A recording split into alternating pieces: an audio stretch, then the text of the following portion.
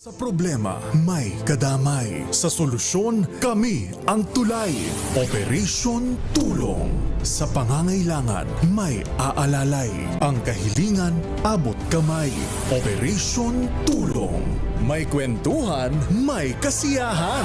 Operation Tulong. Aarangkada na sa November 11, nationwide.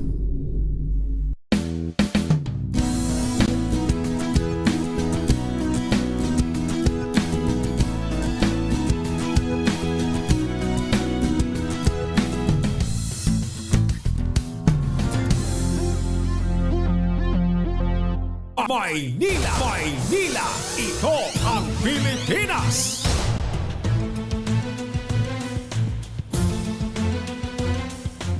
Magandang umaga Luzon, Visayas at Mindanao. Ito po ang programang Maynila, ito ang Pilipinas. At ako po si Leth Narciso. Tuloy-tuloy sa pagbabalita, tuloy-tuloy sa serbisyo, sama-sama tayo Pilipino.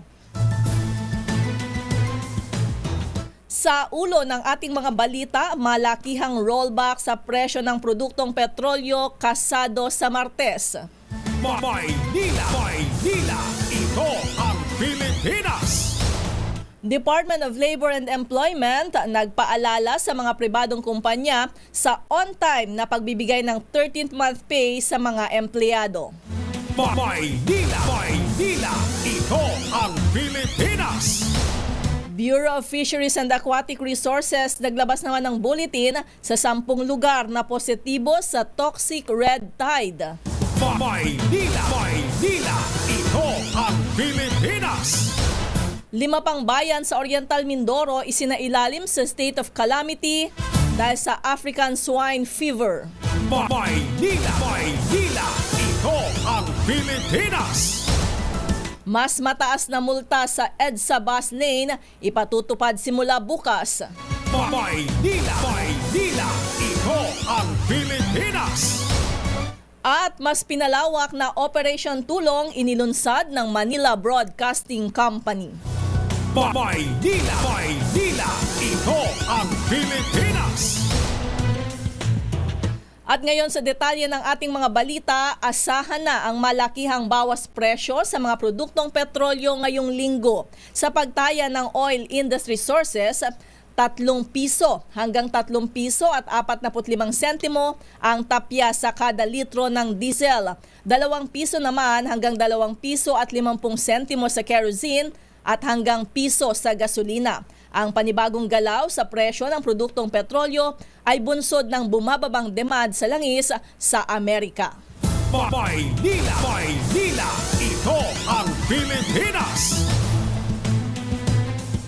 Nagpaalala ang Department of Labor and Employment sa pribadong sektor na ilabas on time ang 13th month pay sa kanilang mga manggagawa. Sa ilalim ng batas, hindi dapat bababa sa 1/12 ng total basic salary ng empleyado sa loob ng isang taon ang matatanggap na bonus. Entitled din ng bonus ang mga empleyado na nagtrabaho ng higit 1 buwan, anuman ang kanilang employment status.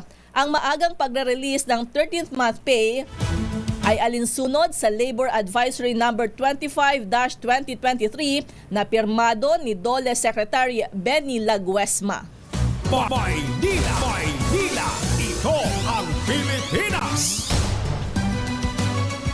Nagpositibo sa red tide ang 10 baybayin sa bansa. Ayon sa Bureau of Fisheries and Aquatic Resources, kabilang sa mga lugar na nakitaan ng paralytic shellfish poison ay ang President Roxas City sa Capiz, Saplan Bay sa Capiz, baybayin ng Panay, Capiz, Pilar, Capiz, gayon din sa Dawis at Tagbilaran City sa Bohol, Dumangquillas Bay sa Zamboanga del Sur, Gigantes Islands, Carles sa Iloilo, at baybayin ng San Benito sa Surigao del Norte, gayon din ang Lianga Bay sa Surigao del Sur. Dahil dito, hindi ligtas na kainin ang lahat ng klase ng shellfish sa mga nabanggit na lugar. Ligtas naman daw kainin ang isda at pusit, pero kailangan itong hugasang mabuti. Maynila, Maynila, ito ang Pilipinas! 5 pang bayan sa Oriental Mindoro ang isinailalim sa state of calamity dahil sa African Swine Fever. Inanunsyo ni Oriental Mindoro Governor Bons Dolor ang mga bayan ng Bulalakaw, Bongabong, Bansud, Nauhan at Pinamalayan na nasa ilalim ng state of calamity. Maging ang bayan ng Pola sa Oriental Mindoro ay isinailalim sa state of calamity batay naman sa anunsyo ni Mayor Jennifer Cruz. Una rito, ang mga bayan ng Mansalay at Rojas ang nasa ilalim na ng state of calamity. May ASF checkpoints naman sa mga boundary ng bawat bayan para matiyak na hindi kakalat ang sakit sa mga baboy. Maynila! Maynila! Ito ang Pilipinas! Sisimulan na ng Metro Manila Development Authority ang pagpapataw ng mas mataas na multa sa mga motoristang papasok sa EDSA busway simula bukas, November 13. Ayon kay MMDA Acting Chairman Attorney Don Artes, para ito sa mga driver na hindi naman bus ng EDSA carousel o hindi naman emergency vehicle. Sa unang offense, papatawan ng 5,000 piso na multa ang mga pasaway na motorista. 10,000 piso naman na may kasamang 1 buwang suspensyon ng lisensya sa ikalawang paglabag, 20,000 pesos at 1 taong suspensyon sa ikatlong paglabag habang 30 pesos at rekomendasyong bawiin ang lisensya para sa ika-4 na paglabag. Maynila! Maynila! Ito ang Pilipinas!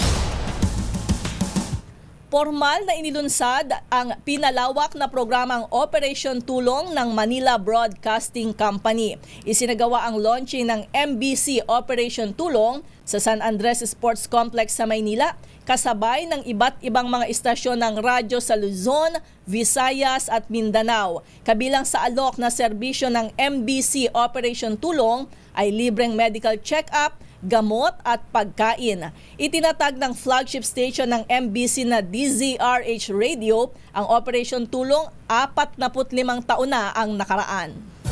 Maynila! Maynila! Ito ang Pilipinas! Pilipinas ang oras, 13 minuto makalipas ang 7:00 ng umaga. This time